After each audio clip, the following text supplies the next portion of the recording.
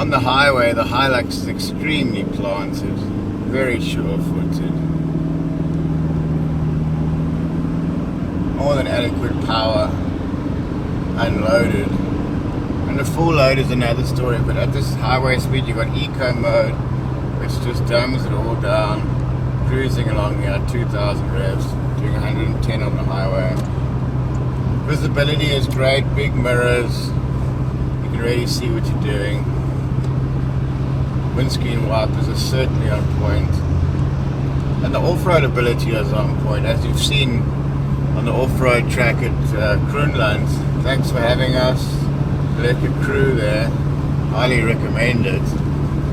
One of the best kept secrets in town. But this Hilux just ambles along here. We're doing 2,000, just over 2,000 revs at 120. I've been getting 10.7 liters per 100 k's, and that's with some spirited driving and off-road driving. So for a bakkie this side, it's really good, but not that much different to the old D40, it has to be said. Then we've got a power mode, which gives you more revs if you're towing. And then you get a sports mode. It's got even more. So they really are getting the most out of this engine as is possible, as you'd expect.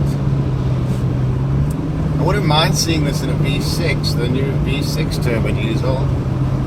And the 4-litre V6 works with it in pretty much anything it's ever gone in.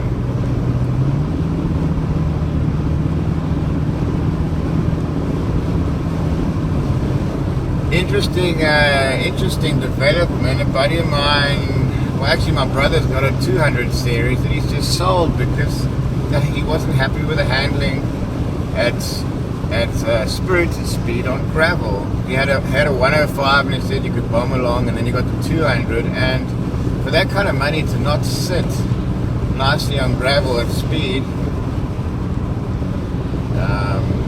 he's now gone for the V6 180 series, the 4-litre V6.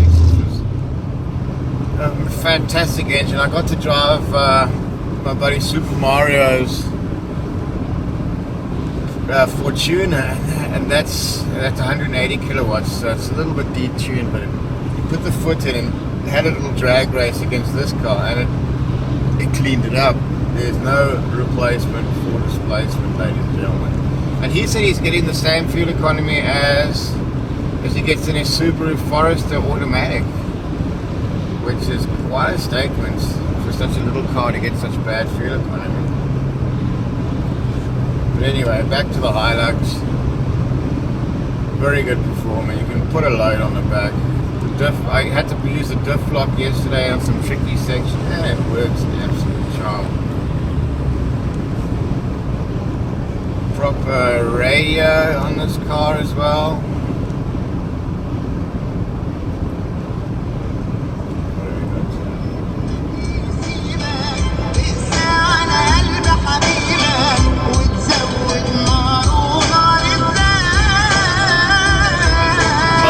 Watch out.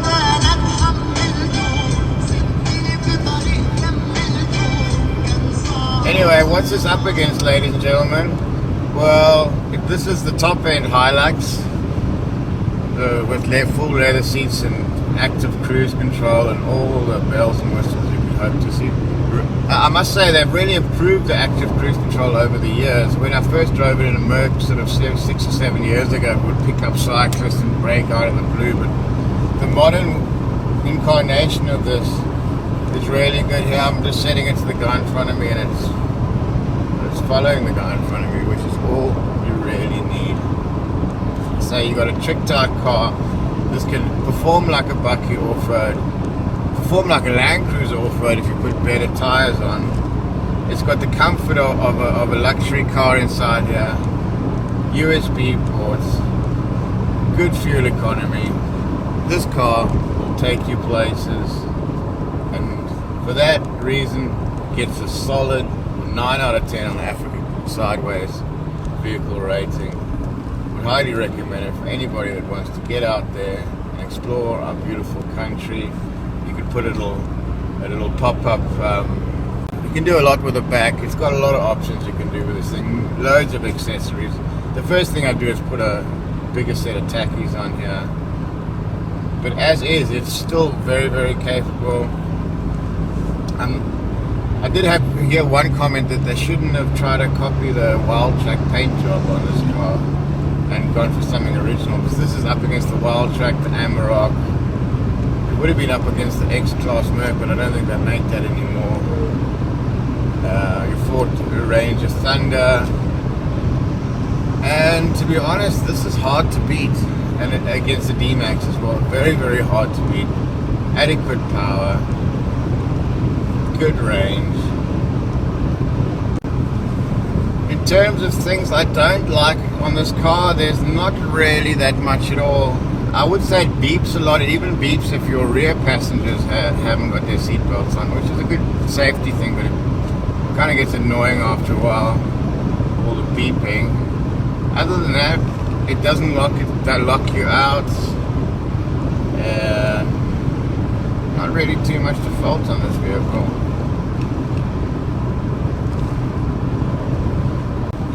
So what's this up against, ladies and gentlemen? For this price range, you're looking at the Amarok, which has got more power but less off-road ability, and you could say less reliable than the bulletproof Toyota Hilux brand. So it depends really what you're looking for. If you're looking for a city cruise, sort of more of a city slicker, the Amarok's going to be right up there. Although this fits just well in the city. It's not that big, not as big as you think it is.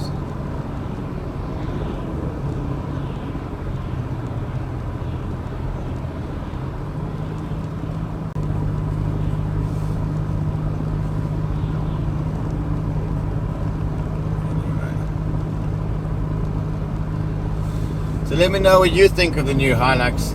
Is it a watered down product, or is it still the real deal? Would you buy one? Let me know in the comments below. We'll catch you next time, Africa Sideways.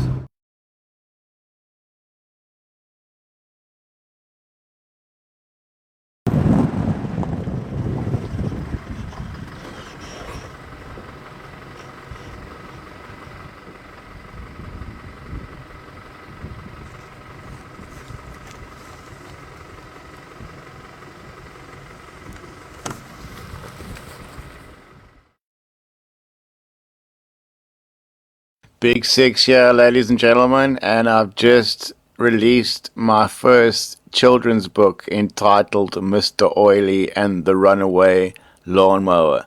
Check it out on Amazon in your country. Catch you next time, Africa Sideways.